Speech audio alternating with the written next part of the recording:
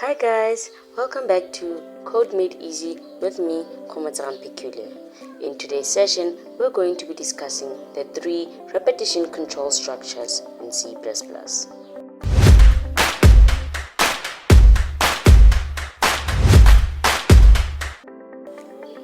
Welcome back. As already mentioned, today we are understanding the loops.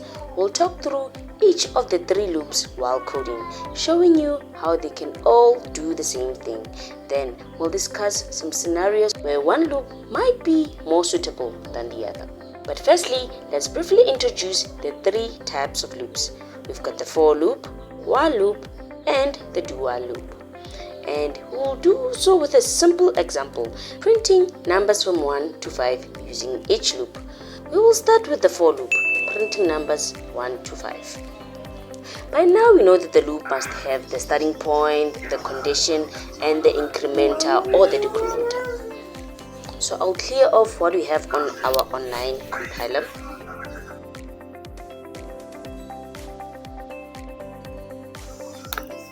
This is our starting point. We're going to be starting at a 1, ending at a 5, and this is our incrementer.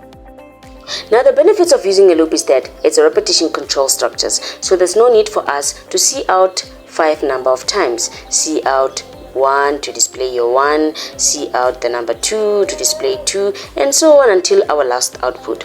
So we're just going to have one see out.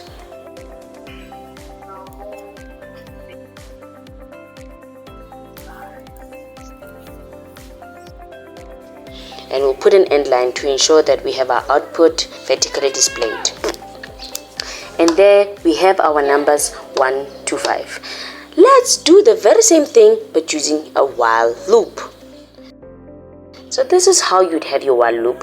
We have our starting point. With a while loop, unlike the for loop, we declare our starting point outside of the parenthesis of the while. And we'll keep our condition inside this while, same as we had for the for loop. And then within here, we're going to display our output to say while the condition is true, keep outputting these numbers. And just before leaving this loop, let's increment. And we'll have our end line. There we have our 5 numbers. Now if you wanted to have an output that displays from 1 to a 6, you just basically need to change the condition to say instead of ending at a 5, just end at a 6.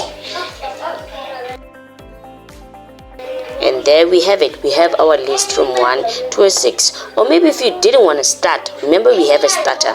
If you didn't want to start at a 1, maybe you wanted to start at a 0 or 7 or any number, you can just explicitly mention it here on our code.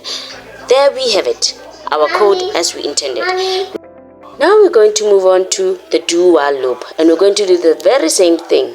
We're going to do printing of numbers 1 to 5.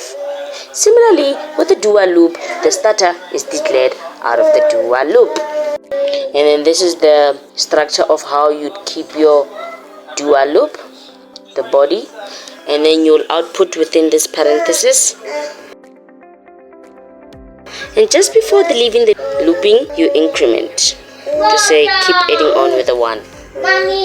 And now the condition is outside of the parenthesis in this case.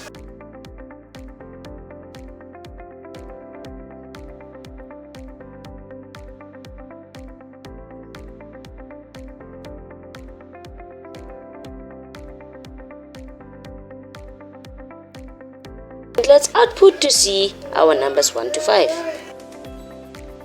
Another thing we may mention about the incrementing is that if maybe you wanted to input numbers 2, 4, 6 until the number 10, basically what you need to tell your compiler is that start from the number 2 and then you change your starter. And then to say incrementer, don't just increment with a 1, but in between I want it to increment by 2. So let's just change this incrementer. It would look like this. And then simply put, you could just put it like this. And we can change the condition to say, because we're wanting it to start at a 2 until a 10, that's when it will break. Then you tell the compiler. And let's try it out. And there you have it. You have our do while loops. Great. We were able to print 5 numbers with just few lines of code. That's the power of repetition control structures. Imagine if we had to print like 1,000 numbers without using loops. We'd need thousands of lines of code, which would be very tedious, prone to errors, and just plain inefficient. Now that we've seen how each loop works, and that with loops we can achieve our results with a fraction of code, not needing to repeat numbers of lines of codes, thus saving us a lot of time, effort, and also making our code more readable, maintainable, and really scalable. But you'd ask, why do we need to have 3 different types of loops if they're achieving the same things? And this brings us to the last of our discussion, when to use each loop. Well, for a for loop, you'd use it when you know exactly the number of iteration in advance while you're beginning your code. And then for a while loop, you would use it when the number of the iteration is not known beforehand and it depends on a certain condition. It's really useful for scenarios when the loop should continue until a really certain condition that is met. And in another case, it is used where you need an infinite loop that will run until a break condition is met. Let me write the code for this one.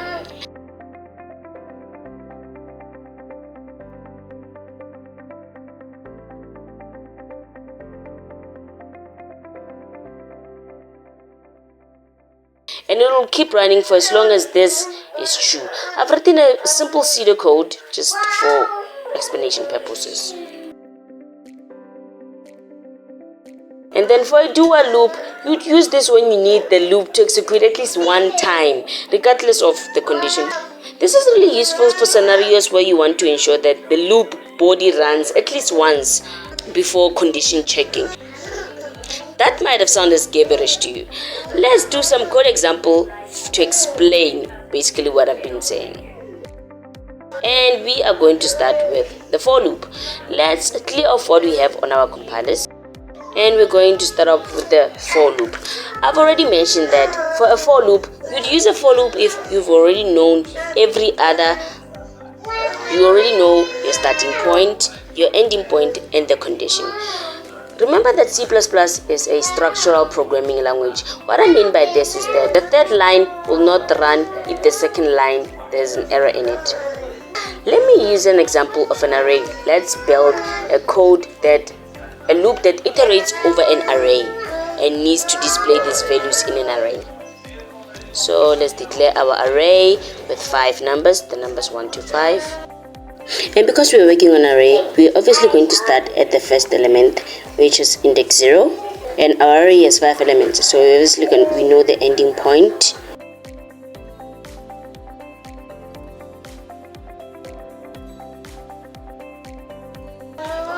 And then display these 5 numbers. And because our array has 5 elements, we already know that we are only going to have 5 iterations. That's why a for loop is ideal in this case. Before we get into executing any statement, we know that we are going to be repeating 5 number of times. And that's when a for loop is ideal. For loop is used when you know the exact number of the iterations in advance that you're going to be taking.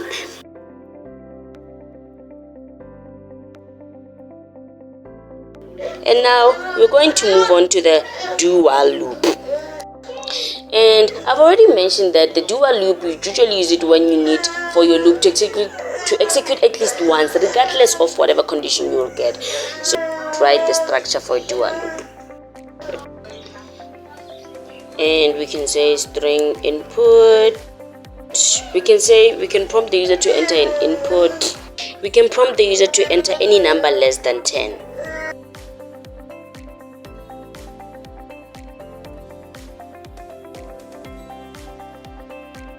And then the condition would say if the number is greater than 10, then the code is done. Like Rory said, that this is useful for scenarios where you want to ensure that the loop body runs before the checking of a condition. So you do see here, this output enter the number will run through whether the condition it's met or not, because the condition is only going to be checked later on. Remember, we mentioned that C++ is structural programming, so the condition is only going to be checked later. Hence, we mentioned that this is only used in scenarios that you want your condition or rather statement to have run regardless of the condition. You see, you want your question to have been asked, you want to have prompted the user for input before a condition can be checked later on. I hope that this really makes sense. Let's run our code just to see what really I am saying. So you see, I keep being prompted for input, but then should I now enter another number? That's when it will break, you see, because it's out of this. But then the condition was checked later. So basically, that's what happens with the do while. The first input, or rather the first statement execution, is not dependent on the condition. Now let's move on to a while loop, the last of our loops. Let me wipe off what we have here. So for a for loop, you knew that, okay, we'll repeat for like 5 times because we have like 5 elements to go through, or whatever number in any case. But you knew I will repeat this statement for this number of times. And for a while loop, it's only ideal when you need an execution of a statement just before condition checking. Now, while loop. With a while loop, you don't need to know the number of the iterations. Like in the for loop, you don't know if it will repeat 5 number of times, 7 number of times, or it could be 1,000. You use a while loop when the number of iterations is not known beforehand, but a certain condition can break the loop. Like if a user enters a negative number, or if they say no to a question. It's not about the number of iterations, but meeting a certain condition. A good example is if you want to write a program that reads a file that contains marks of a student. You don't know how long the file is, so you can't say keep reading input for like 5 comebacks. Read this, then come read again for like 5 times, unless you only want 5 records. But say you wanted to read the whole file, so you write on your code to say read until the end of the file. That's the loop breaker. We'll write a program that keeps checking if the user doesn't enter exit, and entering exit will be what breaks our loop. Okay, let's go. So the user input is obviously a string, and because we know in a while loop you declare your starting point at the start and out for the conditioning. For as long as our input is not exit, keep on asking the user to enter their input.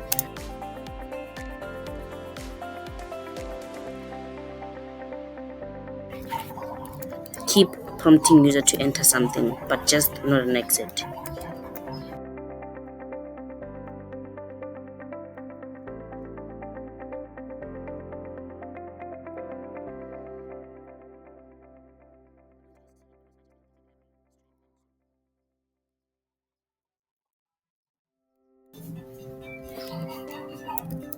And we'll output our output here.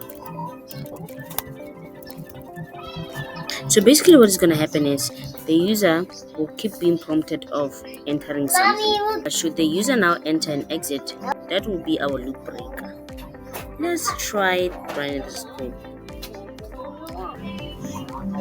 Okay, let's say hello. Then it asks again, happy. But then now let's try entering the word exit. You see, this condition is what's breaking our loop, nothing else. We didn't know how long it's gonna go on, but the input of the user is what held the loop going on. That's it for me today, guys. We've covered the 3 repetition control structures in C++, shown how they can perform the same task, and we also discussed scenarios where each might be more appropriate. Thank you very much for watching. And don't forget to like and subscribe and hit that bell icon for more coding tutorials. If you have a coding problem that you'd love for us to solve here on this platform, send it on our email address gg.ntehelang@gmail.com. See you on the next video.